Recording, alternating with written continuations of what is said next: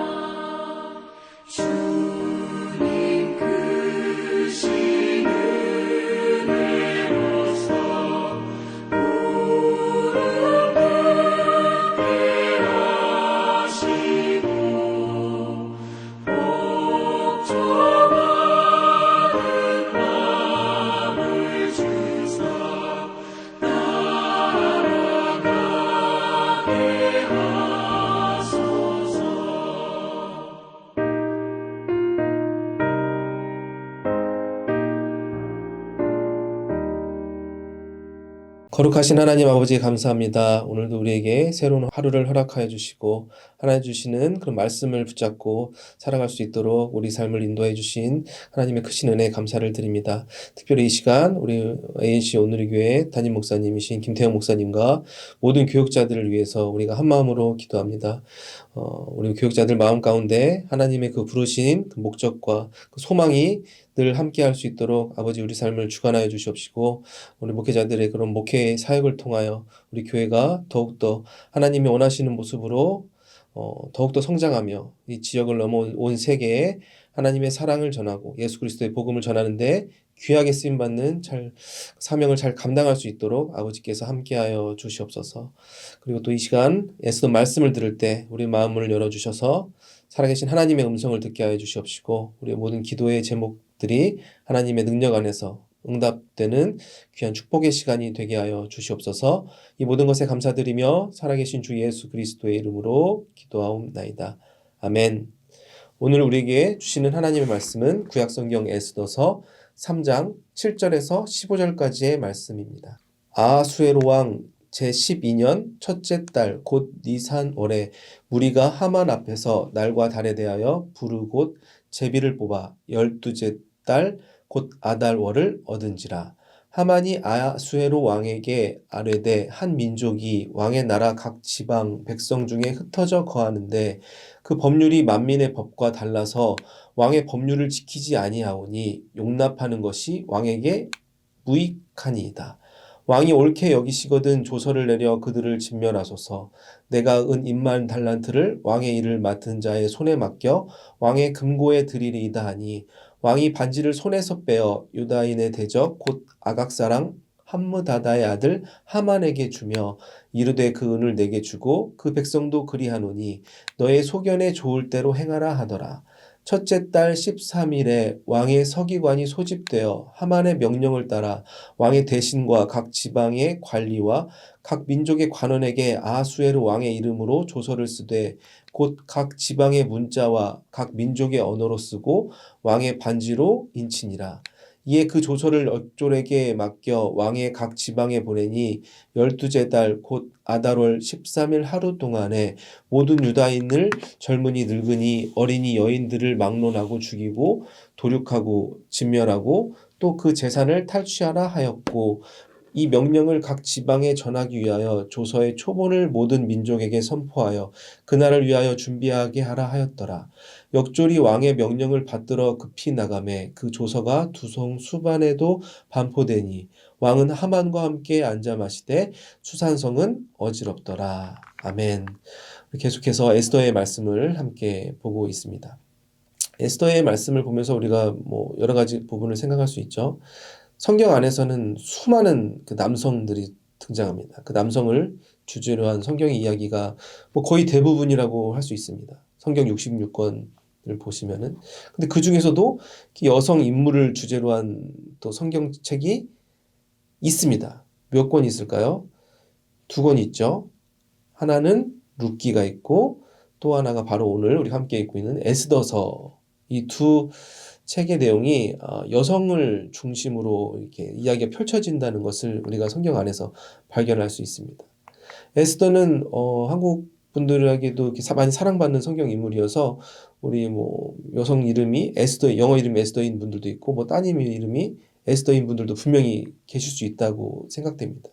이렇게 에스더를 우리 한국 민족 크리스찬들이 좋아하는 이유가 무엇일까요? 바로 그녀가 귀한 믿음의 여성이라고 우리가 인식하고 있기 때문입니다. 먼저 에스더서의 역사적 시기를 우리가 다시 한번 기억해보면 그 이스라엘 민족에게 좀 암울하고 힘든 역사가 이뤄지던 시기에 에스더가 활동했다는 것을 우리가 기억할 수 있습니다. 이스라엘 민족이 하나님께 선택받은 민족임에도 불구하고 애굽에서 노예 생활을 끝내고 광야 생활을 끝내고 가나안 땅까지 이어졌지만 결국 그들이 우상을 섬기고 하나님과 멀어짐으로 인해서 그들의 인생이 망가지고 나라가 멸망하여 아시리아에게 망하고 바벨론의 포로로 잡혀가고 페르시아에까지 포로로 잡혀가는 그런 힘든 시간들을 지나가게 되었다는 것을 우리가 구약성경 내용을 통해서 기억할 수 있는 것입니다. 페르시아에 끌려간 수많은 이스라엘 백성들이 고레스 왕으로 인해서 많은 사람들이 또 예루살렘으로 돌아가게 됐지만 그 안에 남아있는 이스라엘 사람들이 있었습니다. 그 사람들 중 하나가 바로 에스더였다는 것을 우리가 기억하며 에스더서를 보면은 좀 이해가 더 잘 될 수도 있다고 생각이 됩니다. 페르시아는 우리 현재 이란이라고 부르는 그 나라와 같은 나라입니다. LA에도 이란 사람들이 많이 살고 있죠. 그 웨스트 LA 쪽 보면 그 페르시안 스퀘어라 그래서 이란 사람들 커뮤니티가 많이 모여 있는 곳도 있습니다. 전통적으로 이란 사람들은 뭐 지금은 이슬람 교회 많이 어떻게 보면 국교처럼 여겨지지만 그전엔 조로아스터교를 가지고 있고 기본적으로 우상을 섬기는 하나님을 섬기는 나라가 아니라는 것을 성경 안에서도 우리가 계속해서 발견할 수 있습니다. 이 페르시아 왕국에서 이제 포로였던 이제 이스라엘 민족 그 에스더가 왕후가 되는 이야기가 이제 에스더서에 쭉 펼쳐지고 있는 것입니다. 특별히 오늘 본문 3장에서는 이제 에스더가 왕후가 된 이후에 어떤 일들이 일어나는지를 대해서 기록하고 있는 장면이 등장합니다. 에스더는 어떤 인물이었죠? 부모님이 돌아가셔서 그의 삼촌 모르드게가 그녀를 딸처럼 키웠습니다. 그런데 에스더가 용모가 너무 아름다워서 궁녀로 뽑히게 되고 결국 왕비까지 되게 됩니다. 근데 그 에스더가 왕비까지 될 수 있었게끔 삼촌 모르드게가 굉장히 중요한 조언을 했던 장면이 에스더서에 기록되어 있는데 뭐라고 기록되어 있습니까? 바로 내가 유대인인 것을 숨겨라 라고 모르드게 삼촌이 에스더에게 말하는 장면이 있습니다. 그리고 결국 모르드게도 그 당시 그 왕을 죽이려던 사람들을 발견하여 왕에게 알리면서 그 왕과도 가까워지는 그런 사이가 되게 됩니다. 이러한 시기에 새로운 인물이 등장합니다. 어떤 인물이 등장하죠? 하만이라는 이름이 등장하죠. 하만이라는 왕족 출신 어떤 사람이 왕국의 2인자로 성장을 하게 됩니다. 그런데 많은 사람들이 이제 하만에게 절을 하는데 그 에스더의 삼촌이었던 모르드게는 하만에게 절을 하지 않았습니다. 그래서 하만이 굉장히 이제 막 격노하게 되죠. 그래서 주변에 있던 그 신하들도 모르드게에게 찾아가서 빨리 절해라. 안 그러면 너 죽는다. 왜 절을 안 하냐? 그렇게 하니까 결국 이제 그 자신이 유대인인 것을 이제 숨기지 못하고 사람들에게 유대인인 것을 고백하게 됩니다. 모르드게가. 그 사실을 하만이 알게 돼서 어떻게 됩니까? 모든 유대인을 이제 죽이기 위해서 이제 계획을 꾸미는 이야기가 이제 2장 후반부, 이제 3장 초반부에 이어지고 있는 것입니다. 이러한 에스더서의 뭐 이야기를 들어보면 뭐 은혜가 막 넘치는 이야기들은 아닌 것처럼 느껴질 수 있습니다. 우리가 예전에 보았던 막 조선왕조 500년 막 그런 드라마에서 보는 막 일들 같지 않습니까? 왕이 막 왕비를 내쫓고 예쁜 궁녀를 다시 왕비로 맞이하고 나한테 인사 안 했다고 그 민족을 막 다 멸살하라 그러고 어떻게 보면 은혜가 없는 것처럼 느껴질 수가 있죠. 근데 그럼에도 불구하고 이 안에 하나님의 메시지가 있다는 것을 우리가 기억하며 성경을 볼 필요가 있습니다. 우리는 그중에서 하만이 어떤 인물인지 주목할 필요가 있습니다. 하만은 어떤 인물이었습니까? 왕족 출신이었죠. 아하수에로 왕에게 선택받은 인물이어서 신분이 상승하여 이제 나라의 2인자로까지 성장했던 사람입니다. 그래서 우리는 쉽게 이렇게 생각할 수 있습니다. 이 하만이라는 사람이 능력이 뛰어났던 사람이었을까라고 이제 우리가 질문할 수 있죠. 근데 그게 아니라는 것을 우리가 오늘 본문 9절을 통해서 확인할 수 있습니다. 9절 말씀 제가 다시 한번 읽어보겠습니다. 왕이 옳게 여기시거든 조서를 내려 그들을 진멸하소서. 내가 은 1만 달란트를 왕의 일을 맡은 자의 손에 맡겨 왕의 금고에 드리리이다 하니. 아멘. 이제 9절에서는 하만이 왕에게 유대민족을 전체를 진멸해야 되는 이유를 설명한 후에 다시 한번 또 설득하는 내용이 이어지고 있습니다. 8절에서는 뭐라고 말합니까? 하만이 유대민족이 법을 따르지 않기 때문에 나라를 어지럽히기 때문에 다 죽여야 된다. 없애야 된다. 이렇게 말하지만 사실 그 뒤에는 개인적인 원한이 있다는 것을 우리는 알고 있습니다. 자신에게 절을 하지 않는 그 모르드게를 보면서 자존심이 상했던 거예요. 그런 개인적인 감정이 결국 유대민족 전체의 운명을 결정하게 되었다는 것을 우리는 성경을 통해서 발견할 수 있는 것입니다. 이러한 일들이 성경 안에서만 일어난 게 아니라 우리의 역사 가운데도 끊임없이 계속되었다는 것을 우리는 기억할 수 있습니다. 2차 세계대전의 홀로코스트를 우리가 기억할 수 있죠. 약 600만 명의 유대인들이 독일의 군대 히틀러 아래에서 학살당했습니다. 그 가스실에서 그 여자, 아이, 노인 할 것 없이 자기가 유대인이란 이유로 아무 이유 없이 거기서 수많은 사람들이 죽어갔던 그 지옥 같은 비극이 우리의 역사 가운데 끊임없이 반복되었다는 것을 우리가 기억할 수 있습니다. 오늘 에스더서에서 하만이 계획하는 이런 일들이 바로 그러한 일들이었다는 것을 우리가 생각해 볼 수 있는 것입니다. 그런데 9절에서 하만은 뭐라고 이야기합니까? 왕에게 자신이 유대인을 모두를 죽여야 되는 이유를 말하면서 내가 은 1만 달란트를 왕의 금고에 드리리이다. 이렇게 말을 하고 있습니다. 결국 하만은 돈으로 그 왕의 마음을 흔들었던 것입니다. 이러한 하만의 그 뇌물을 받으면서 왕은 어떻게 반응하였습니까? 10절, 11절 말씀 계속해서 제가 다시 한번 읽어보겠습니다. 왕이 반지를 손에서 빼어 유다인의 대적 곧 아각사랑 함무다다의 아들 하만에게 주며 이르되 그 은을 내게 주고 그 백성도 그리하노니 너의 소견에 좋을 대로 행하라 하더라. 이 말씀을 보면 10절에 뭐 이렇게 하죠? 왕이 어떻게 반응을 합니까? 왕이 반지를 주었다. 권력을 다 준 것입니다. 그 은을 보자마자 이제 그 돈에 눈이 멀어서 이제 네 소견에 좋을 대로 행하라 이제 하만에게 말하는 장면이 11절에 담겨져 있는 것입니다. 그 뇌물에 무너진 그런 아하수에로 왕의 약한 모습을 성경은 표현하고 있는 것입니다.